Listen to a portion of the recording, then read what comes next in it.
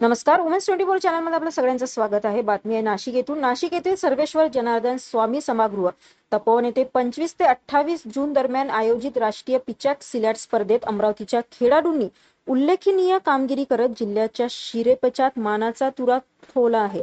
देशभरातील विविध राज्यांमधून तब्बल 1900 खेळाडूंनी सहभाग घेतलेल्या या स्पर्धेत अमरावती जिल्ह्यातील 4 खेळाडूंनी महाराष्ट्राचे प्रतिनिधित्व केले.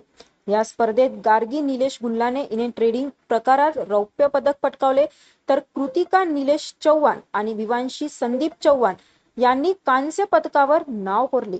राहुल अमोल गवई यांनीही स्पर्धेत सहभाग नोंदवत उल्लेखनीय खेळांचे प्रदर्शन केले. या यशस्वी कामगिरीमुळे खेळाडूंच्या कुटुंबियासह शाळा आणि परिसरात आनंदाचे वातावरण निर्माण झाले आहे. कठोर परिश्रम, सातत्यपूर्ण सराव आणि जिद्दीच्या बळावर मिळालेल्या या यशाबद्दल इंडियन पिचॅक सिलॅट असोसिएशनचे अध्यक्ष तसेच महाराष्ट्र पिचॅक सिलॅट असोसिएशनचे सचिव किशोर येवले यांच्या हस्ते पदक प्रदान करून खेळाडूंचा सन्मान करण्यात आला.